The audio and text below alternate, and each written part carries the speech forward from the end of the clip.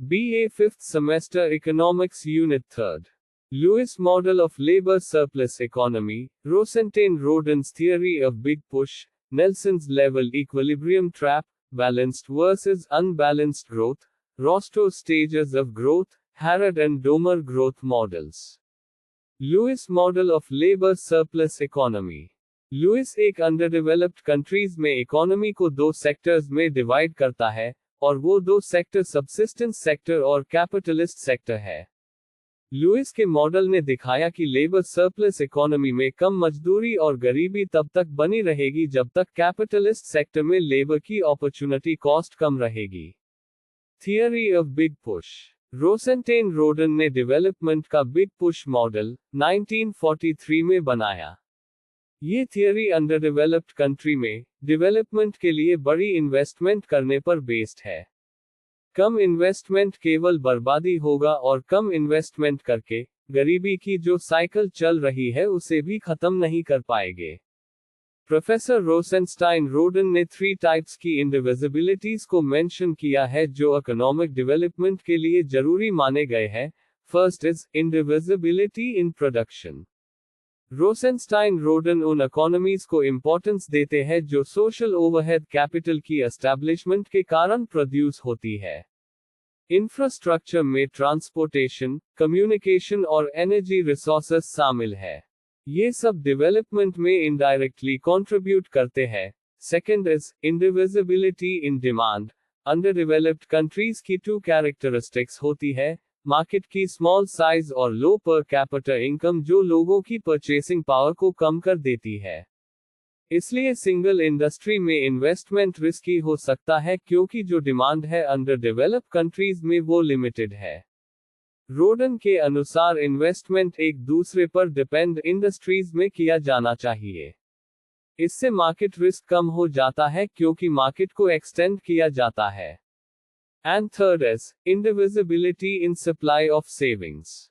एक ही समय में कई इंडस्ट्रीज में सफिशिएंट इन्वेस्टमेंट के लिए हाई लेवल की सेविंग्स की जरूरत होती है, जिसे अंडरडेवलप्ड कंट्रीज में हासिल करना बहुत मुश्किल है। इसका सॉल्यूशन ये है कि जब इन्वेस्टमेंट में ग्रोथ के कारण इनकम में ग्रोथ होती है, तो सेविंग की एवरेज रेट की तुलना में सेविंग की मार्जिनल रेट को बढ़ाने के लिए मैकेनिज्म प्रोवाइड किया जाना चाहिए। Nelson's level equilibrium trap. Low level equilibrium net economics में रिचर्ड आर नेल्सन द्वारा डेवलप एक कॉन्सेप्ट है, जिसमें पर कैपिटा इनकम के लो लेवल्स पर लोग सेविंग करने और ज्यादा इन्वेस्टमेंट करने के लिए बहुत गरीब होते हैं, और इन्वेस्टमेंट के इस लो लेवल्स के रिजल्टेंट नेशनल इनकम में ग्रोथ की रेट कम होती है। Difference between balanced and unbalanced growth.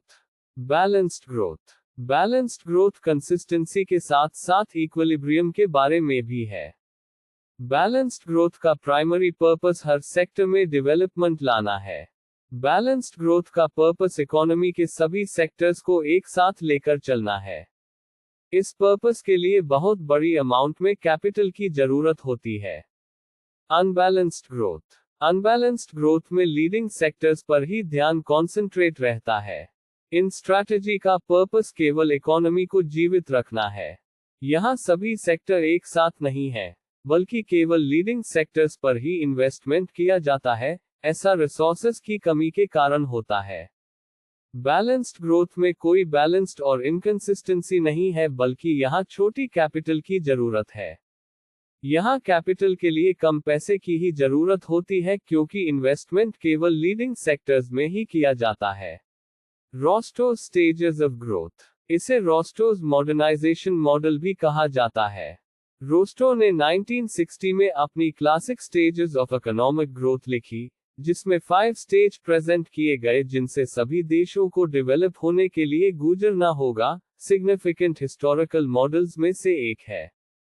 Rosto के अनुसार इकोनॉमिक ग्रोथ के फर्स्ट स्टेज में ट्रेडिशनल सोसाइटी शामिल है। ट्रेडिशनल सोसाइटी सबसे बेसिक इकोनॉमिक एक्टिविटीज पर ध्यान कॉन्सेंट्रेट करते हैं, जैसे खेती और लकड़ी की कटाई जैसे एक्सट्रैक्टिव इंडस्ट्री। लेबर पावर लगभग पूरी तरह से अनस्किल्ड है। रोस्टो का मानना है कि ट्रेडिशनल इकोनॉमीज आमतौर पर अनप्रेडिक्टिव होती हैं। इकोनॉमिक ग्रोथ का second stage preconditions to take off है, जो आगे की ग्रोथ और डेवलपमेंट के लिए जरूरी शर्तों को एस्टैब्लिश करता है। इस स्टेज पर साइंस और टेक्नोलॉजी प्रोग्रेस करना शुरू करते हैं, जो इकोनॉमिक प्रोडक्टिविटी में सहायता करते हैं। बढ़ी हुई प्रोडक्टिविटी से होने वाली सेविंग को बचाया जाता है और टेक्नोलॉजी और इंफ्रास्ट्रक्चर जैसे सड़क, पुल और शेल्टर सहित अदर एरियाज में इन्वेस्ट किया जाता है। रोस्टो के थर्ड स्टेज को टेक ऑफ के रूप में जाना जाता है। इस स्टेज में नेशनल इकोनॉमी में कुछ नए इंडस्ट्रीज उभरने लगते हैं जो इकोनॉमिक ग्रोथ को आगे बढ़ाने में मदद करते हैं। फोर्थ स्टेज को ड्राइव टू मैच्योरिटी के रूप में जाना जाता है।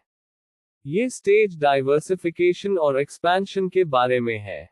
ग्रोथ के इस स्टेज में इकोनॉमी नए और अधिक डिफिकल्ट इंडस्ट्रीज का डेवलपमेंट करेगी। एग्जाम्पल के लिए, स्टील और लकड़ी के प्रोडक्ट्स के प्रोडक्शन से कंज्यूमर इलेक्ट्रॉनिक्स और कंप्यूटर चिप्स के प्रोडक्शन तक जाने वाली इकोनॉमी मैच्योरिटी स्टेज में है।